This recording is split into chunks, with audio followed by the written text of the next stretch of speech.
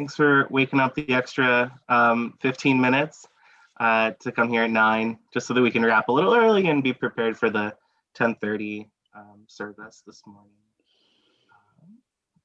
We're sort of grooving on our Purim spirit with a little voice from the Talmud. Actually, we're going to hear from a lot of rabbis this morning on their takes on the book of Esther and on the narrative. Excuse me, Olivia. Yeah. Your voice is kind of distorted. Is there anything you can do? In what way? Am I like far from the? It's just sounding very strange. Everybody else's voice was fine. It's just yours. Okay. I'm sorry. Is this better? Am I better now? Yes. Sounds okay to me. Okay, cool. I think I was just a little far away from the mic then. Thank you so much. Sure.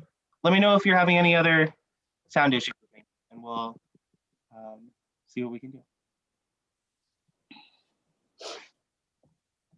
So, our introduction. What was Esther thinking? Sorry to break in, Olivia. I think what's happening is there's some people who are unmuted and they're making little noises, and then every time they do that, it cuts out from your voice. So if everybody can... Interesting. What if I turn on? It looks like now other people have muted, so I bet the problem will have gone away. Okay. Is it still happening, or am I good? How's my audio? Okay, groovy. Good call. That's a lesson to learn. If you take nothing away from the Talmud this morning, please take away that incredible Zoom tip.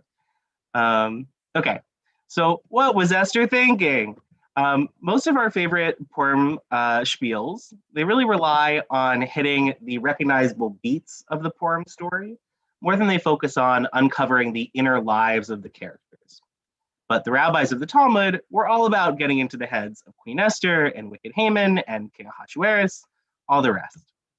On Megillah 15b, we encounter a polyphonic text, which means we're going to hear from a lot of rabbis, debating Esther's motives in assembling the feast, where she will go on to reveal that she is a Jew, and therefore a target of Haman's plot to have the Jews exterminated. I had always assumed that the series of reveals was her plan all along, but we shouldn't be so quick to make assumptions. Esther had been scared for her life to even approach the king uninvited, and with good reason. Vashti's expulsion, or even murder, as the Talmud wonders, was public knowledge. And in the process, Esther would have to reveal herself to be of the people the king had already agreed to see killed, and furthermore, as a good friend Mari pointed out, a lying secret keeper, which we can't imagine the king would have taken too kindly to being lied to. So perhaps Esther had more than one trick up her sleeve. Throughout the packet, all of the art is from the series of Queen Esther Mosaics by Lillian Broca. Her website is here at the bottom, and it's really, let me copy and paste it into the chat so you can check it out later today. It's really phenomenal commentary as well throughout the website. And this is Esther approaching King Ahasuerus. The images of her mask and the Persian classical vision. I have some framing questions for us as we go into the text. Some things to keep in mind. If some answers are coming to you right now, we can talk about them. But keep them in mind as we go through the text and see what they do for you. What do you think the rabbi's motivation for finding Esther's motivation is? Do her motivations affect your opinion of her? When or why have you obsessed over someone's motivations? Why would you call this banquet? And how do you settle a debate like the rabbis are going to have?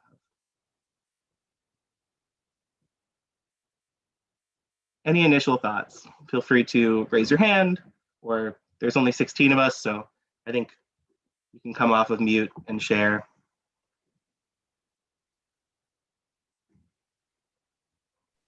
Well, think about, oh, sorry, go ahead. No, just have one thing. Since God is not mentioned in the book, maybe the rabbis are thinking, well, what part does God play in these motivations? Where does God have a role? Nice. Selene? I think thinking about someone's motivation is always interesting. I mean, unless you understand that, you don't necessarily understand much about the other person. Yeah. But it did come for this very reason into the canon of the Tanakh very late, because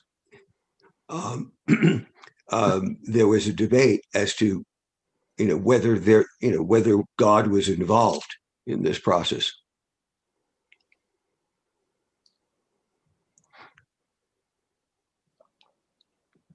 It just occurred to me that maybe they want to know about the motivation for Esther so that others might find motivation to speak up, step out, whatever, when they need to help a situation or when they're in a dangerous situation. I like that too. Yeah. Yeah, for inspiration. We want to maybe see that she's doing something for good reasons, so we can do them for good reasons. Right. It seems Is this a good size for people to read? No, can't make it too much bigger. If you could make it larger, it would be great. But we'll have to somehow we're going to have to negotiate all our faces here on the right side of the page. Yeah, so there's a little slider between the screen share and all of the gallery view people, and you can pull that towards the people. You'll see fewer people, but you'll see the screen a little bigger. Does that help? Okay, so slide toward. Okay. Nope, that's smaller. Yeah.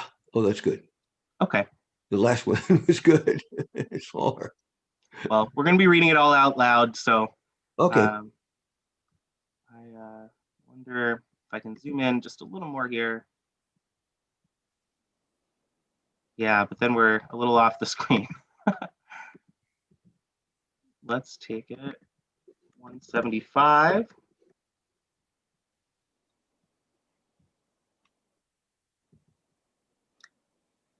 Okay. I think that's about as big as it's going to get.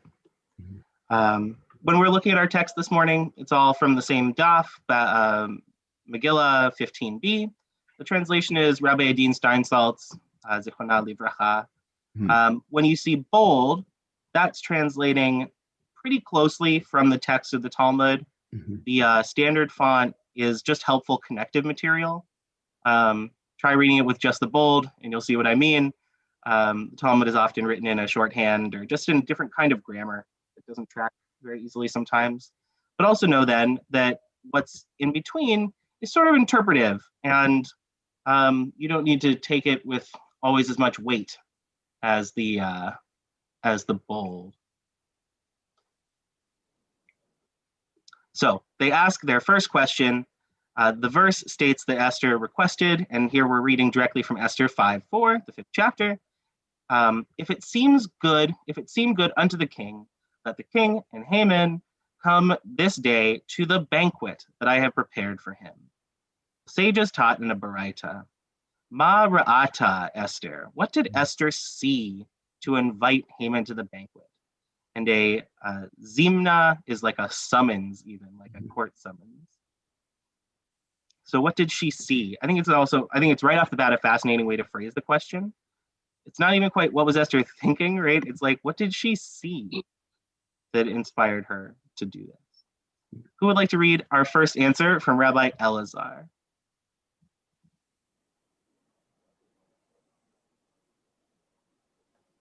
I will. I will. Go for it. Okay. Rabbi Elazar says, she hid a snare for him, as it is stated, let their table become a snare before them. Psalm 69:23, as she assumed that she would be able to trip up Haman during the banquet. More?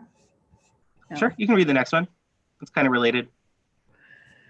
Rabbi Yehoshua says she learned to do this from the Jewish teachings of her father's house, as it is stated, if your enemy be hungry, give him bread to eat.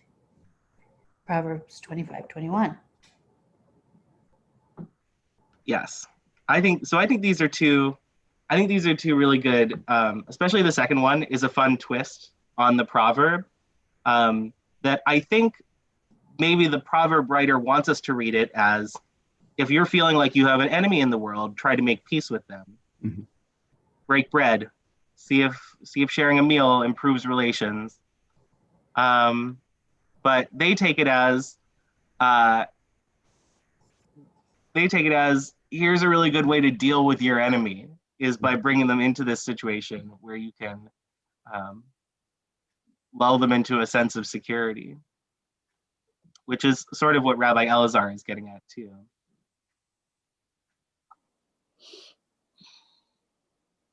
Olivia, it seems that in the case of Esther, as in the case, I think for most people, major things that they do often have multiple motives. Some of them more socially attractive than others. And I suspect, to the extent that this is an authentic story, that there would be a mix of motives in her own mind as well. I think you're onto something. I think we think about what our own motivations are for when we live and when we make difficult decisions.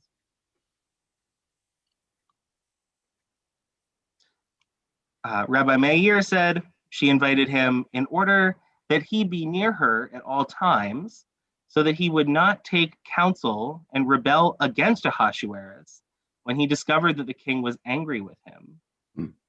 So in this case, Rabbi Meir is envisioning that she's just trying to keep Haman and Ahasuerus together as much as possible.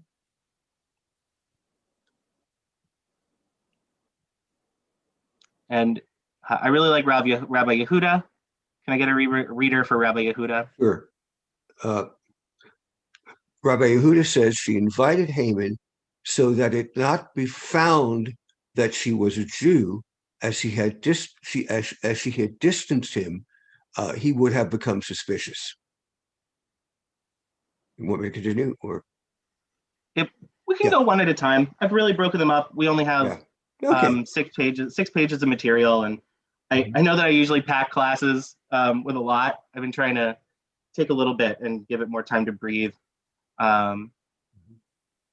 And it's 9 a.m., so I know brains folding.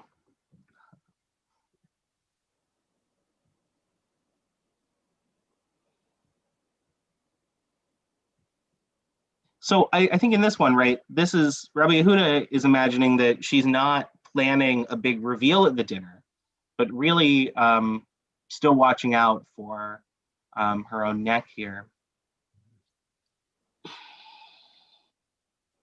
Rabbi Nehemiah, anyone?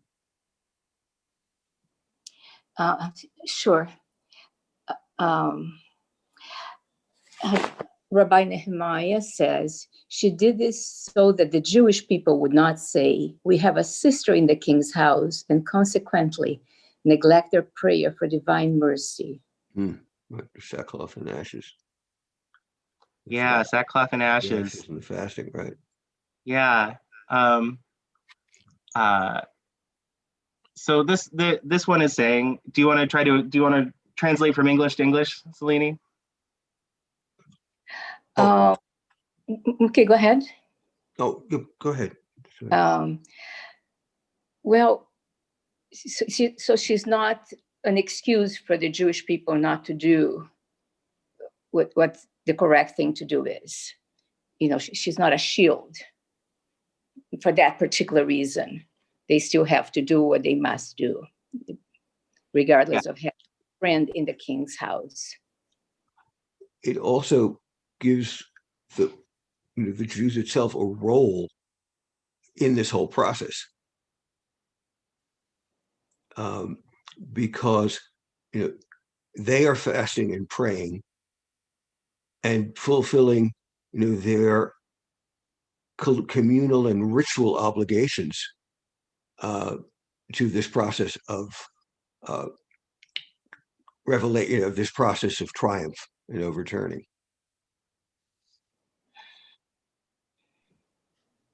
Excellent. Yeah, I think so many times we get very excited. I'm thinking about myself, right? I get very excited when I see that a certain person in power in an institution or in our own government is Jewish, and I think, oh, they're going to be here and fighting for things that Jews need in this way. And so often that turns out not to be the case, even sometimes actively working against what I see as the needs of the Jewish world. And you can slack off from your sackcloth when you when you like let too much put too much faith in that way.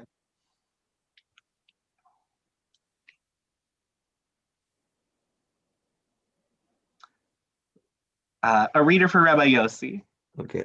Rabbi Yossi says, she acted in this manner so that Haman would be always be on hand for her, as that would enable her to find an opportunity to cause him to stumble before the king.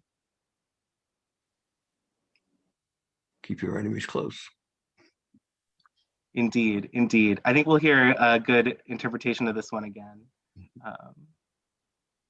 And Rabbi Shimon ben Manasseh. Mm-hmm.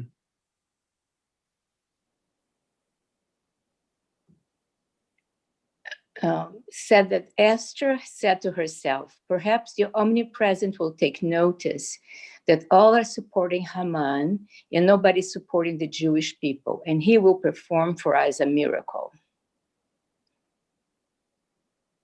Olivia, I see a pattern where they keep bringing God in.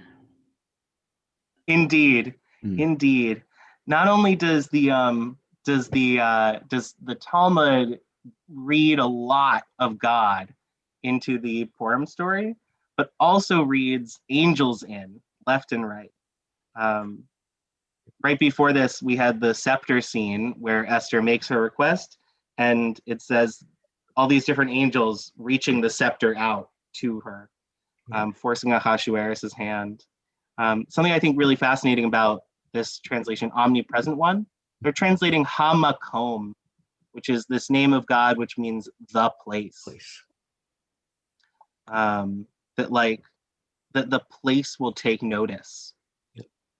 And or that God is in this place. Oh, sorry, I didn't interrupt you. Or that God is here, don't forget, even though the text isn't telling us that. Especially. Olivia, yes. Also, what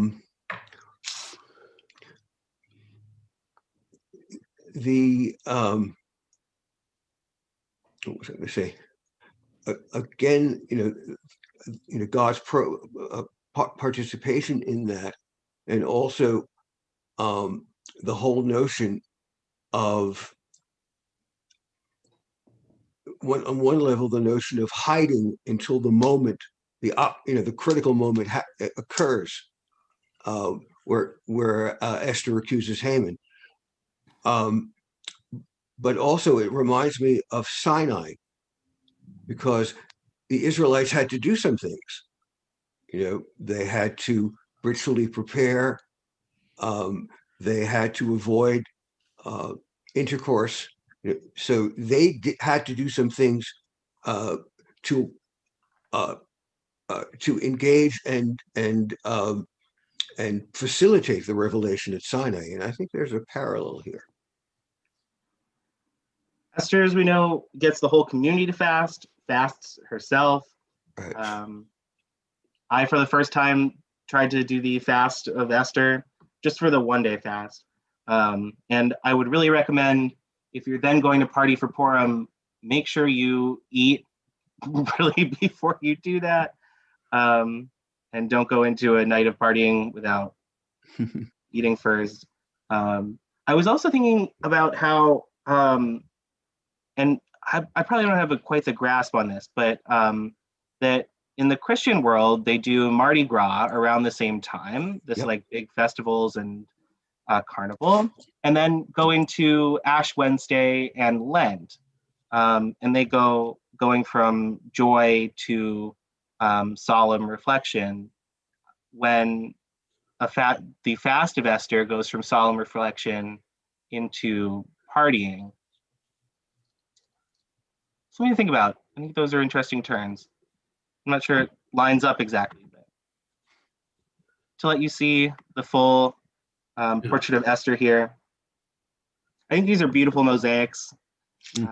I bring this series of mosaics because we're talking about the many pieces that make up somebody's intention. Yeah, I think the mosaics are magnificent constructions.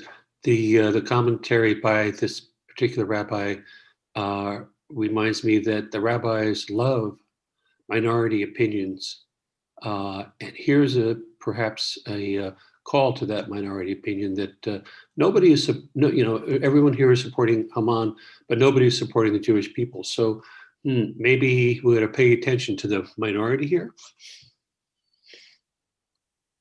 Oh yes, pay attention to the minority opinion and also who is in the minority. Yeah.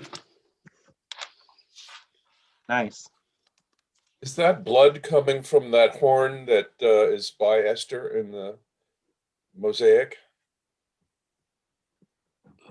I think it's supposed to double. I think it's like a fallen wine glass that's also supposed to double as blood spilled. We can find her commentary on it too. Okay. These little things, that's my commentary.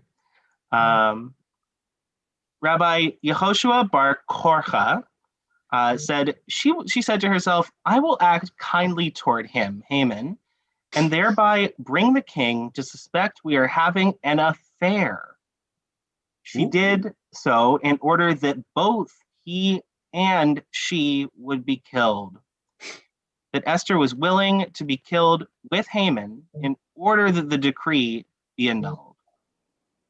And to note, in Esther 7, with the feast chapter, the king actually does mistake Haman pleading with Esther for his life for him coming on to her. At which point, Harbona the eunuch, who is, according to Midrash, secretly Elijah the prophet in disguise, Harbona brings up Haman's gallows, and the king hops on that as a solution to this problem. And it does really make it seem like this mistake that Haman is coming on to Esther is the real reason that Ahasuerus has him executed, which fits with the whole story that Ahasuerus is clearly not engaged in trying to have a just society for the Jews, but very focused on how his queens are his personal property. That we know that he is not actually a hero in this story in the way that we might want somebody so close to Esther to be.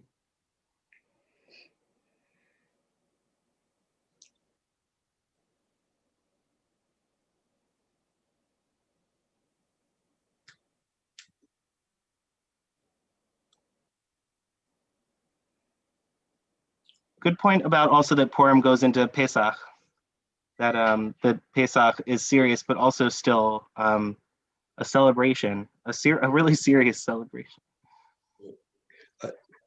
I think if you want a parallel to the Christian Lent, it is the Sfirat HaOmer, the counting of the Omer, the 49 days between Pesach and Shavuot, because that's a time of austerity.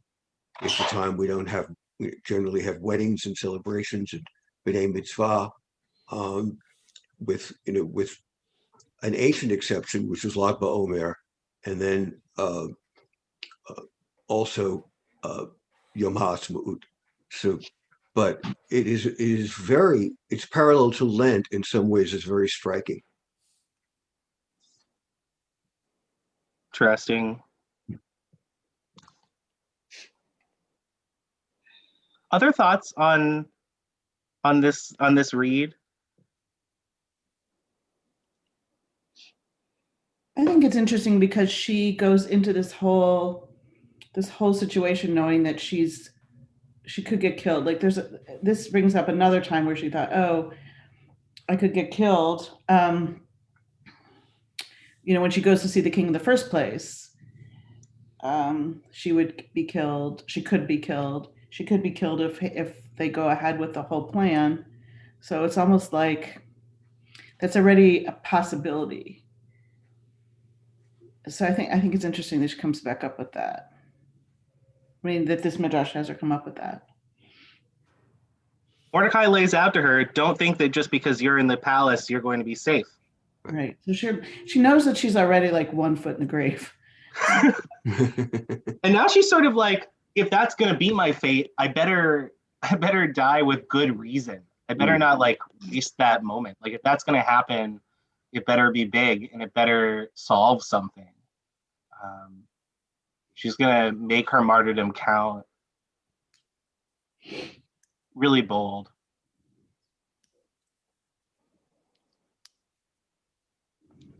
One of my favorites from Rabban Gamliel, Ahasuerus was a fickle king. Yep. And Esther hoped that if he saw Haman on multiple occasions, he would change his opinion of him. And Hafka Fachan, this is this fun kind of thing that Hebrew does. Usually Hebrew has 3 of the letter roots, like in Melech here, which Mem, Lamed, Kaf, Kaf, 9 a.m., which means king, ruler, and you can play around with it and get different verbs and nouns out of it. This word has a 4-letter root, per fe, kaf, chaf, per fe, kaf, chaf, which redoubles this part of this root, hafach, which means to turn or change, reverse, subvert, destroy, upturn, and even in some verb forms to disguise oneself. And I just like that fickle-minded is sort of around this idea of subverting and upturning, and it feels very tumultuous, not just like fickle. I think in English has like a me kind of feeling about like, what do you want for breakfast? No, I'm a picky eater. I'm fickle. But I think with this root here, it's like big, I'm picky. Olivia, it's the same word as the nahafochu that in chapter 9 where everything gets reversed. Oh, thank you. Yes, that we're supposed to bring a lot of that spirit to our Purim festivity of topsy-turvy.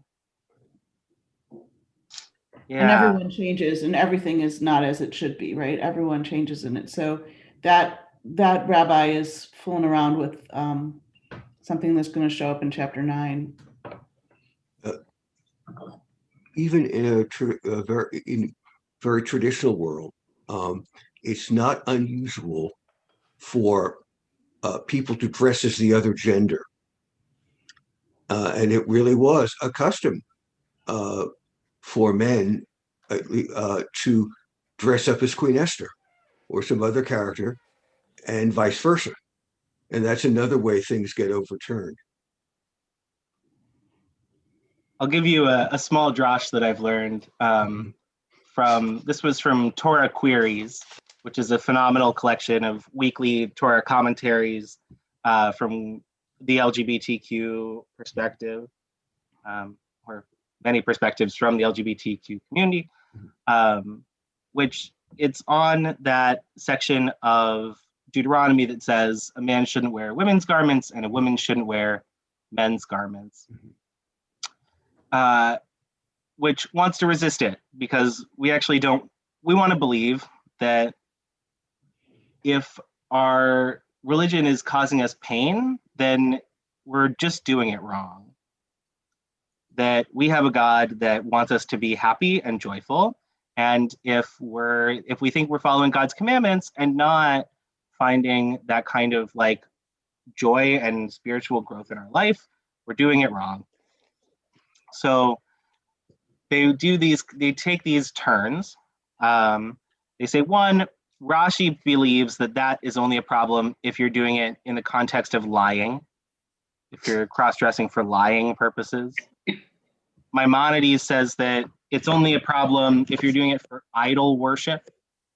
And by the time of the Shulchan Aruch, which is this great code of Jewish halakha and Jewish laws, Moses Israelis comes in with the commentary that cross-dressing is A-okay on Purim, because why? Anyone want to guess?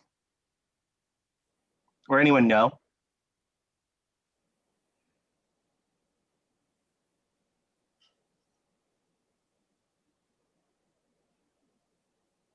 Because it brings joy.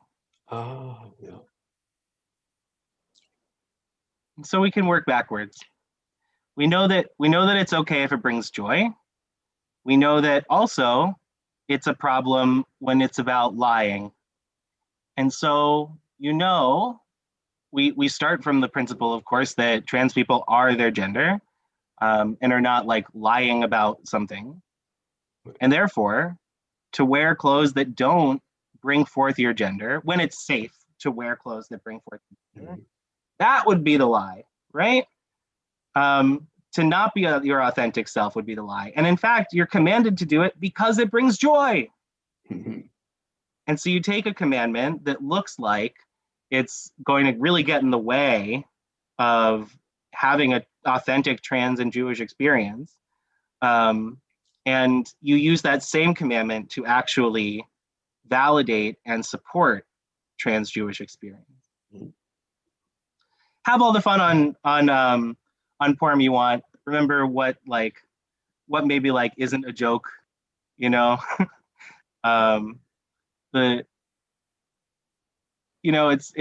too many comedy movies out there where the joke is, haha, that person that this man just kissed is actually a trans woman, ha ha ha, which wasn't really funny then. It isn't funny now.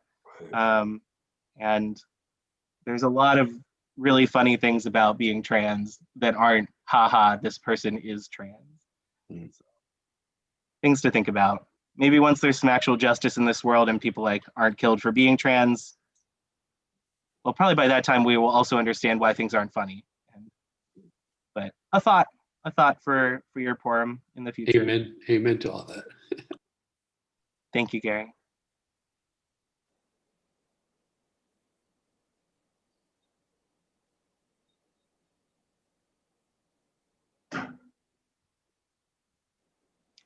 Rabban Gamliel goes on a little bit more, quoting from Rabbi Eliezer Hamodai, and says that Esther made the king jealous of Haman, that she was inviting him to dinner. And she also made the other ministers jealous of him, which would explain Harbona being the first one to go, let's kill him on his own gallows. And to let you see this full Esther mosaic.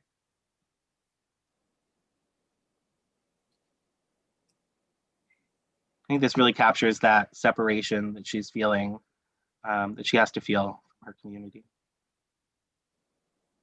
Yeah, I thought about this last night. When the king, two powerful men in a room with alcohol, and you might expect to get some backbiting, some sort of, I'm bigger and badder than you are, et cetera, and maybe that's what she had in mind when only these two guys were invited, right? And they were sort of in competition with each other a little bit. Haman was accumulating a lot of wealth and stuff, and maybe the king was threatened. Thought he was going to be taken over or usurped or something. But it's an interesting contradiction because there are ways in which Ahasuerus is very arbitrary and controlling and sexist. But on the other hand, if you were to compare him to an American president, he would be more like Calvin Coolidge. He really didn't pay attention. He wanted, the power, but he didn't administer in any way, and depended on others to do that. So, an interesting tension within Achashverosh.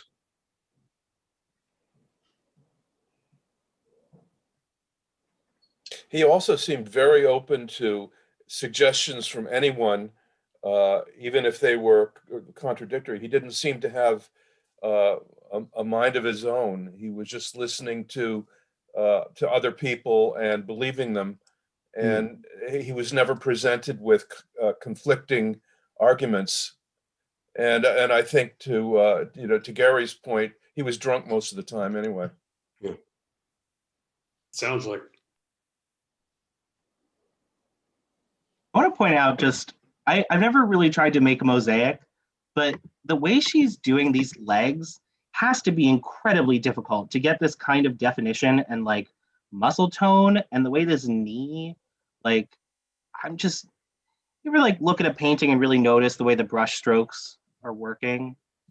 Just seeing the way that this is all happening. At the end, we'll see some of her in process work. And then the way that she has this control to turn it to black and white, like this isn't unfinished. This is choice of color and not color. What is she holding in her right arm above her right shoulder? There's something white that's draped along. What is all that? Yeah, here. I don't know what that is. I think it could be tallis. It could be like prayer shawl. Like it could be this like representation of something that she's keeping as her Judaism, but maybe like isn't necessarily recognizable to people who don't know what it is. And there is that Hamsa at the bottom. Yeah, the Hamsa. No evil eye. Yeah. No, right. Okay. Rabbah said Esther invited Haman to the banquet in order to fulfill the proverb, pride goes before destruction, which we may know as pride goeth before the fall, which indicates that in order to destroy the wicked, one must first bring them to pride, which I never really realized you could read that proverb as an instruction manual. I thought it was a meditation on the way that hubris tends to work, not that it's a formula, a promise from God that you can put somebody in a position of pride so that you can invoke their destruction. A fun way to read it. So it's open. That seems like just seems like a little bit of a stretch, but I think it's probably it has some truth to it. Yeah. I haven't been part of this the whole way, that I'm thinking that she applied that to Haman. I mean, and so did the king. Remember, what should a person get, if they do such and such? And he's thinking, that's me. I'm going to be exalted. I'm going to be placed on a horse and, full regalia and everything like that. So I was thinking that Haman certainly had a triple dose. It also comes to mind. What comes to mind is Yehudit and holy fairness. That she, plays up to him. Relax. Have some milk, which puts him to sleep. That she is playing on holy fairness's ego and pride, and carelessness, which ends in his destruction.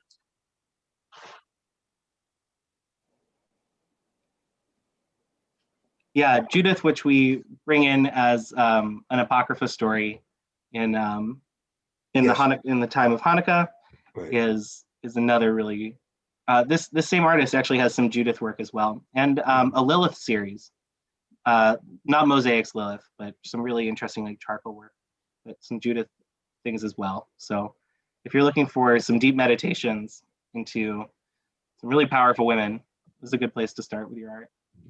Olivia, there's a Yeah. novel by Anna Solomon called The Book of V, and it has a very interesting take on all of this. It's about V as Vashti in a modern day, and it's kind of strange novel. But the explanation about Haman is that he was constantly molesting her under the table when Ahasuerus, who was completely weak, was around. And his thrill was just to be doing this in front of Ahasuerus without his knowing it. So that would explain that this whole thing was to, you know, really reveal what he was like, that was his evil. In front of Ahasuerus, and just, I don't know. It's another explanation that isn't quite, you know, quite hit on by any of the rabbinical explanations we read so far. Kind of plays into Yehoshua Bar Korcha, that she's going to make it look like they're having an affair, but yeah, not that this is coming from her, that she's going to flirt with him, but the book of V is bringing it that of course Haman is that kind of a person, right? Who would be doing that, especially for all the different layers of power and exploitation and nastiness involved. Joan, that's really fascinating. If you want to link to that book in the chat, so people can check it out. Okay. Afterwards. We have one more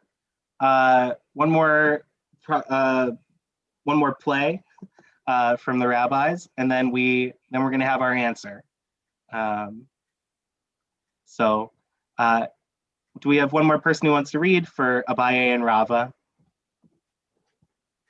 It can be understood, according to Abaya and Rava, who both say that she invited Haman in order to fulfill the verse, "When they are heated, I will make feasts for them, and I will make them drunk, that they may rejoice and sleep a perpetual sleep." Die of alcohol poisoning? Question mark. Abaya and Rava are also always at odds. Yeah, they're of a generation together, and they're big. You'll see their names a lot if you read a lot of Talmud, and they're usually disagreeing about a halakhic principle. So to me, it's very fascinating to see them in complete agreement with the idea that Esther is setting up this feast so that Haman will simply die of alcohol poisoning, get like so drunk that he dies. That does happen, yeah. Yeah, really scary. Yeah. And not a bad guess, I think, especially when they can root it in this Jeremiah verse, which I'm not quite sure the whole context of, but Jeremiah is usually one of those doom and gloom exile prophets. So we're about to get our big reveal. Before we go into it, I want to go back to our framing questions to look at what we entered the conversation with. See if we have any thoughts before our big reveal. So, what do we think the rabbi's motivation is for finding Esther's motivation? Do her motivations affect your opinion of her? On a personal note, you don't have to share, but just something to think about. When and why have we obsessed over someone else's motivations? All the time. If you were in Esther's shoes, really, what would you do? And then, how do you settle this rabbinic debate? What would you do to settle this? We have time for a few comments before we go to the big reveal. Okay, sure, I've got a couple here. Yeah, when you read about cognitive distortions that people make, or their stinking thinking, in other words, they sometimes, as described by one psychiatrist, suggest that fortune telling and mind reading are two of the more troubling cognitive distortions, where you're making errors all over the place and you don't really know about it because you're guessing what will happen in the future, and you're also guessing what's on people's minds, which is almost always wrong. Maybe 50% of the time it's wrong. Yeah, and how would you settle debate like this? I come back to the notion that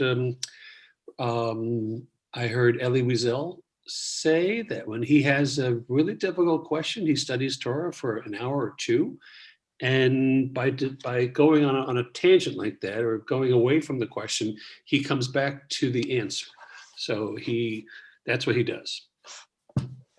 I also find it interesting that Haman's wife has this foreboding sense of doom. And if I remember in the narrative, it comes after the king remembers what Mordecai did, and Haman has to, Mordecai rides on this horse, and Haman has to pull the horse. And I think it's that moment where his own wife has a sense of foreboding and doom. I find that also, that very interesting. Also, putting on the veil, the veil over Haman, the black veil, before he's sentenced and executed, reminds me of what used to go on in British criminal courts, except it was the judge. When the judge sentenced someone to death in England, it was the judge who wore this black veil. And it's just an interesting image to look at, play around with.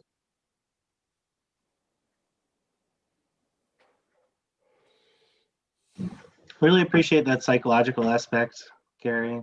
Mm-hmm. Mm-hmm. Yeah. That comes from a book by David Burns called Feeling Good. Mm-hmm. Highly recommend it. David Great. Burns, titled Feeling Good. Yeah, because when we can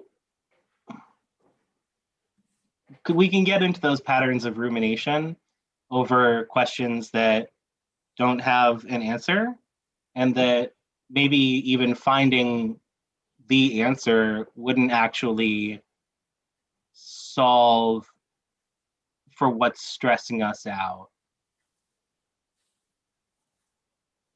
Yes. So you promised some self-reflection, some deep therapy at 9 a.m. Mm-hmm. Other thoughts before the big reveal? Any guesses on what we're gonna get? Only this, that it's in the Talmud. There are, I've heard, something like 5,000 issues that are debated, of which I think 50 or fewer were actually resolved. So I'm not really sure that there's going to be a settlement here. I'd be surprised. Right.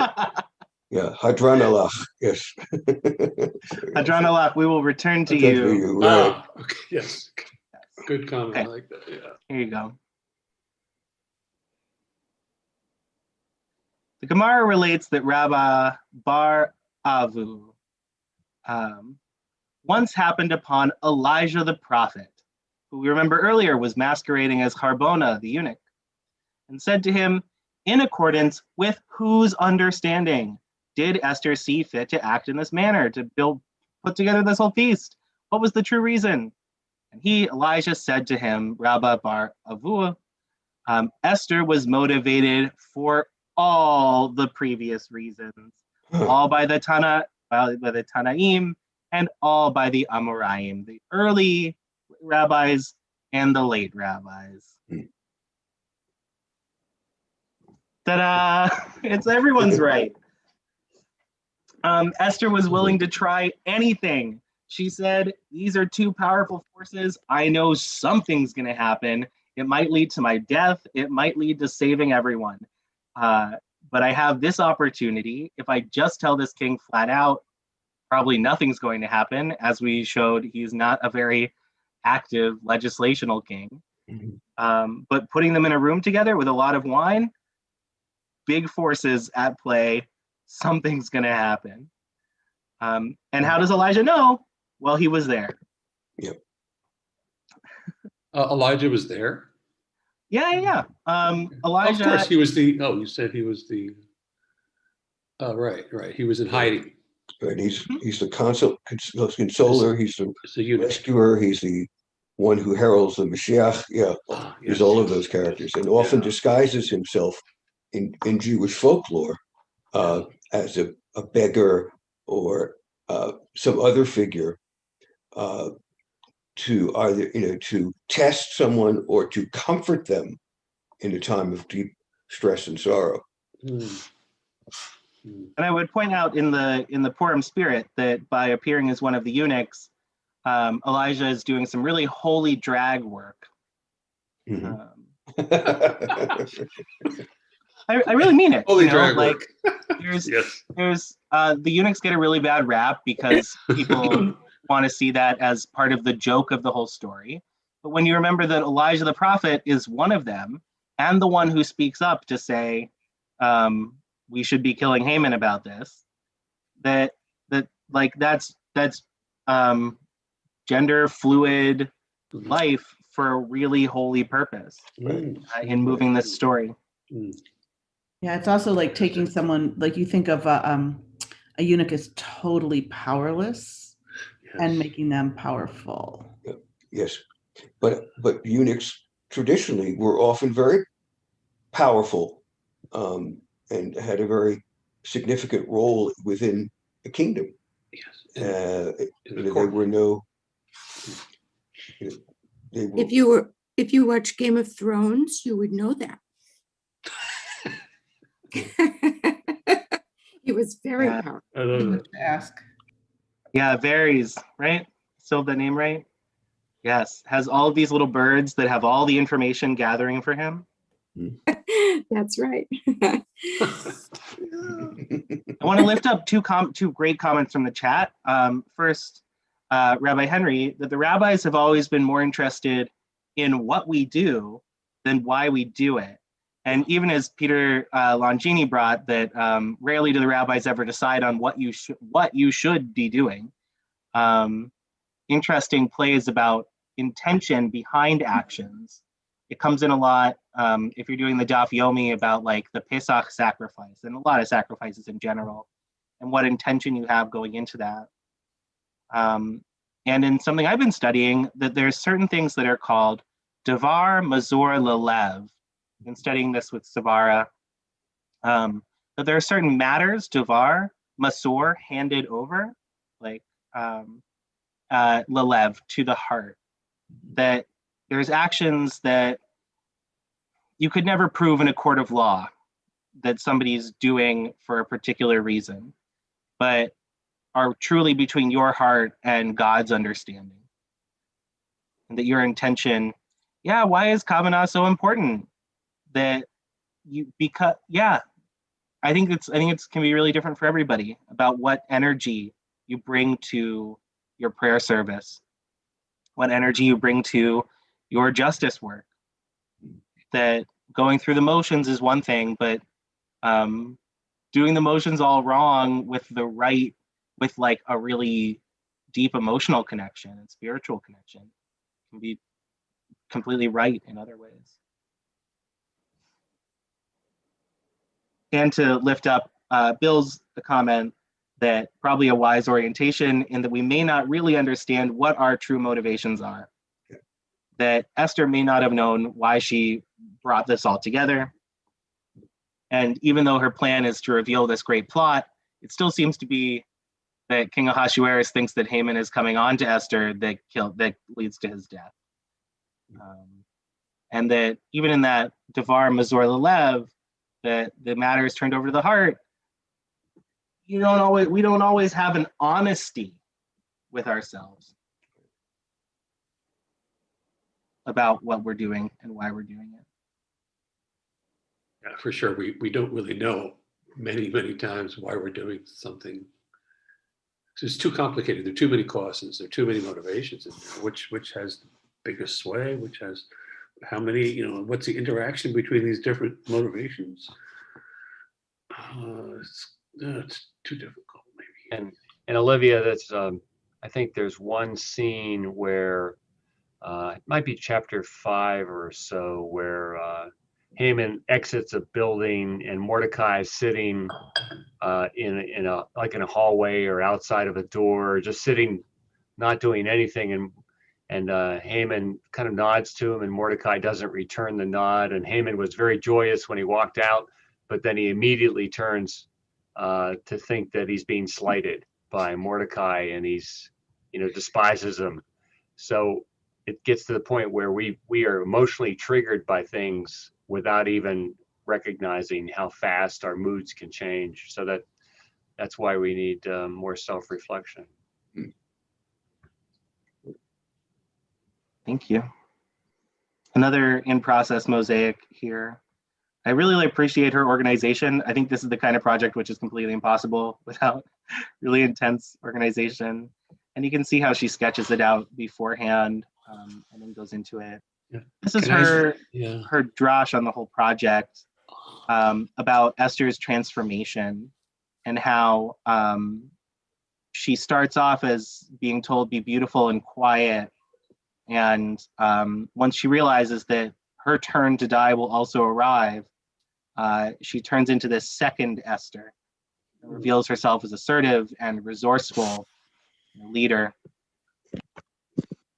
Esther 2.0. Yes. And that becomes possible for us. I really see that in the transformation in the mosaics, these pieces of her coming together. Sorry for the scrolling. I know that can be. Okay. Are these mosaics on display anywhere? I'm not sure. Let's go to our website. Yes. And she compares to Lilith of the previous series. Lilith being imagined as the original first woman who refuses to be subservient to Adam, the first man, and goes off and becomes a demon queen instead of being subservient to men. Who, of course, the rabbis, in a very similar way to Vashti, really tear apart for that. But then in modern era, we really celebrate. Yeah. Reclamation. Yeah. I don't know if I told you this before, but we had a temple Beth Israel, and I think I tried it once or twice in Warsaw, that we would have this group called the Sisters of Vashti, and they would rally against Ahasuerus, and they'd say, "Hey, hey, ho, ho, that sexist king has got to go. Hey, hey, ho, ho, that sexist king has got to go." And the word that we would use frequently, we had names for Ahasuerus was clueless. Sorry, I missed that. What was that? Clueless. Thank you for that, Bert. Clever? Clueless. Clueless. Oh, clueless. Oh. And so she finishes with, if we don't have the innate courage and wisdom of Lilith, we certainly all possess the potential one of the second Esther, the one that was hidden inside a shy, reserved, obedient girl, and who becomes this mastermind of this whole situation, holding inside of her all at once 100 different possibilities of what can happen in that night, and the dedication to say that she's ready for any of those occurrences. This week, Bill and Sharon and I were in a conversation with someone about an aging project. And one of the things that Debbie talked about was the sort of journey to find your authentic self. And that it was, that it's a timeline. And it makes me remember that conversation. And the other thing I wanted to say is motivations, as everyone has said, are so layered. For me, the takeaway is that trying to look compassionately at someone's motivation, it's the best for me. So what are, you find that you can do that easily with people who you know and love when you are asking, why did they do that? And you know them and you think about the reasons they may have. But I think for me, that's a takeaway, is that they're very mixed, but finding at the heart, the good intention is important for me. Yeah. Can I add, Olivia? You there? I'm here. Yes. Yep. Hi. Yeah. I would second that comment by Marion, but Olivia, question? Sure. Did Yes. you say you put something in the chat that would be a reference book for the artist that you're showing? Sure. So I put into the chat, I'm about to screen share her website. Oh, yeah. This is the Esther Mosaic series, and the link here. It's in the, okay, yeah. Uh-huh. So let's Copy that. check out, see if she has an answer for the white cloth, right? So Venetian vitreous glass, gold tessera, gems, gold leaf. These are mostly in the thousands, early thousands. And then here's her work process, going from sketch, more involved, and then the painting process. Oh, it's entirely much higher level than anything I've ever seen for mosaics or been involved in. Wow. Depicts an unhappy, albeit rich, Esther, whose hands are tied. Interesting. When it comes to approaching her husband. A tragic figure in the midst of Persian harem women who doesn't share their cultural roots. I can actually make this text a lot bigger. Oh, okay. So copy that. Okay. So the white to scarf might be the hand, the tie, things that bound her hands that she opened up and is releasing. Just so, that's what I was thinking as well. I was trying to open the picture so I could see it more closely. I don't know if you can zero in on that. Olivia, show us the hand area, because it's exactly what I was wondering. It's over her arm, isn't it? But it could represent that. I agree. Also at the bottom, if you go all the way down to the bottom, there, if you look up just a little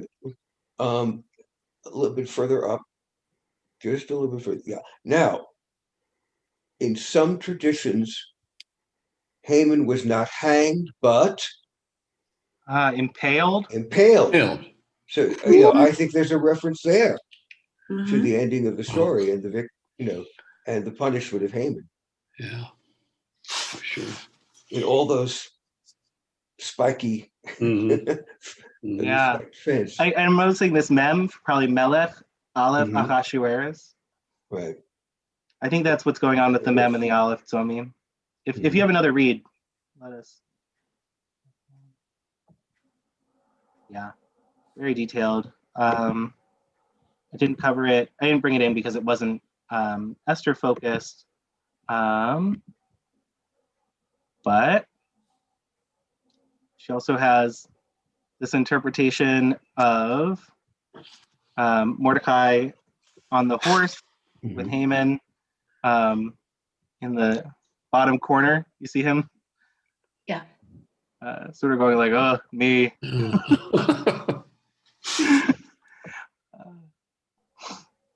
Well, that's the class I have for you this morning. I really appreciate the opportunity to share this Talmud text and to show off a favorite artist. Please, take some time to explore. I think it's very fascinating. Is there a book of her work? I wonder. Okay. Gallery, newsflash, bibliography, books. There is one.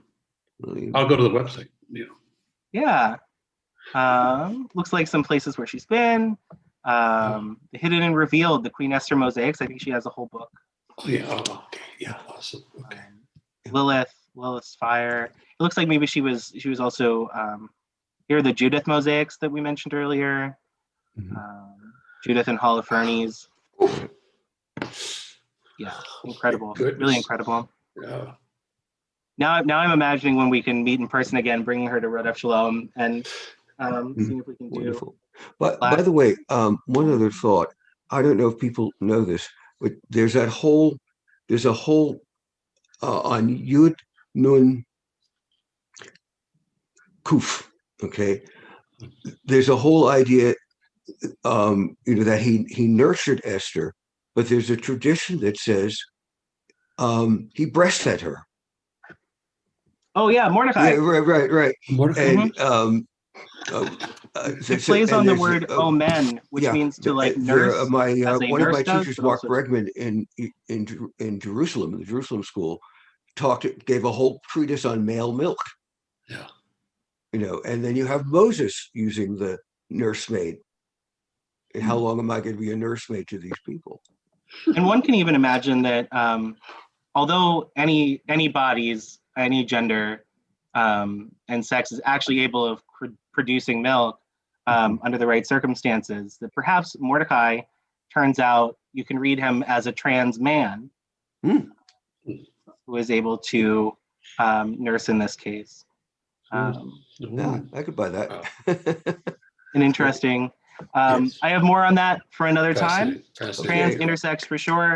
I mean, we even think about the rabbis. I learned this teaching from Chava de Cordova a couple nights ago in a big Purim thing, that in punishment for not dancing naked in front of the king, the angel Gabriel gives Vashti I think the word is zanav, which means a tail, but also can mean, as my Jastrow Talmud dictionary offers, a membrum virile,